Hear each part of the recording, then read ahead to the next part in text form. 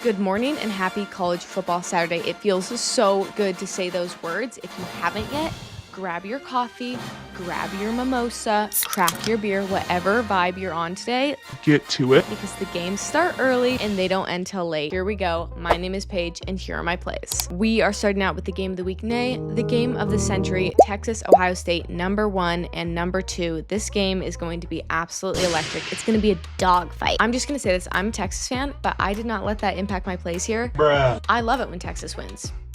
I love it when I win more though. So I picked objectively. Here we go, starting with Arch Manning, more on rushing yards. I'm taking his rushing yards, not his passing yards, because I noticed something a little bit interesting, and I don't know, maybe I'm just paranoid, but Julian Sayin is projected to have more passing yards than Arch Manning. That made me feel slightly uneasy. I don't know if that just means Julian Sayin is super, super good, or that Arch Manning isn't maybe gonna play his best. But if we can count on Arch Manning for one thing, it's running the ball. So feeling pretty confident in that one. If I do say so myself. Moving on though, another Texas player, Jack Endries. Endries? I don't know. If I pronounce these names wrong, there's nothing I can do about that now. Jack Endries is Texas's tight end, and I'm taking his more on receiving yards. I've said this before, and I'll say it again, and I say that every time I say this. College quarterbacks love their tight ends. Whenever there's a panic moment, I feel like the tight end is always there. This never happens in the NFL because the NFL plays good defense. Now, I'm not saying Arch is gonna panic. I think he's gonna use his tight end a lot in this game, and that's all I have to say about that. Moving on to an Ohio State player. There's really one Ohio State player to take here, and that is Jeremiah Smith. I am taking his more on receiving yards, not only because he is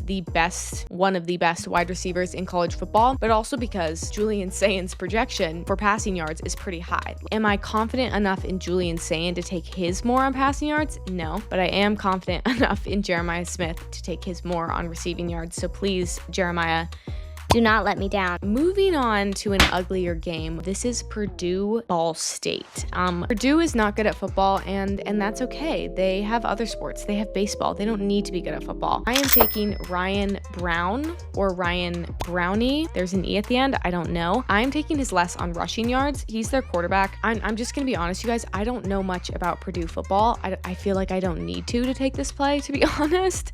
They're playing Ball State, and there's just something about small schools, smaller names. They just have that dog in them. They just have that fight. They have that bark. You know what I'm saying? I think the rushing yards are going to be low for Purdue's quarterback, Ryan Brown.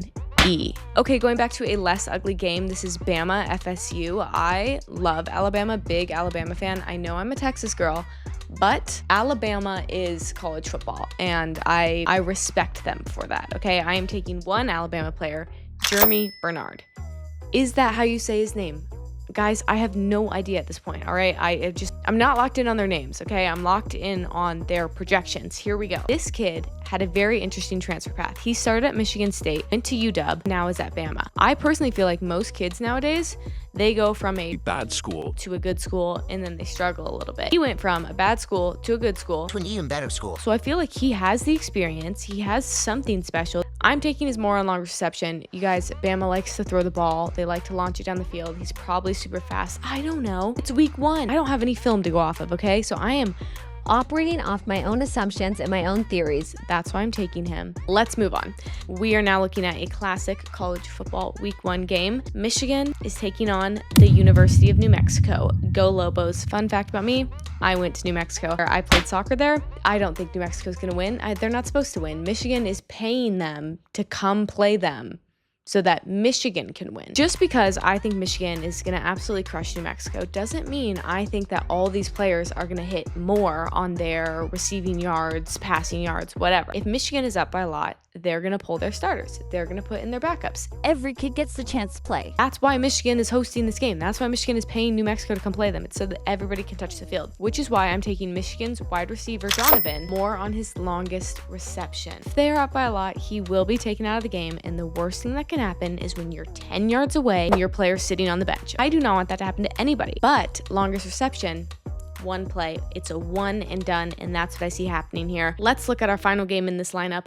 It is Utah versus UCLA. And these last two plays are sneaky little New Mexico plays again because they are two New Mexico transfers. Devin Dampier, who was New Mexico's quarterback, and I think he put up like the most rushing yards in all of the NCAA for QBs last year. Don't fact check me on that. However, we know he likes to run the ball. That's his thing, but he's not in the Mountain West anymore. It's a different league. It's a new school. I think his projection is a little bit too high. Just because he could run the ball in the Mountain West does not mean he can run the ball here today. And last but not least, Ryan Davis, Utah's wide receiver, another New Mexico transfer. I am taking his less on longest reception. I think they're going to struggle a little bit. It is the first game. Do I want them to prove me wrong? Absolutely, because again, go Lobos. But I just don't think that's happening today. That is it, you guys. That is 8 plays, 100x. This is college football. We are so back.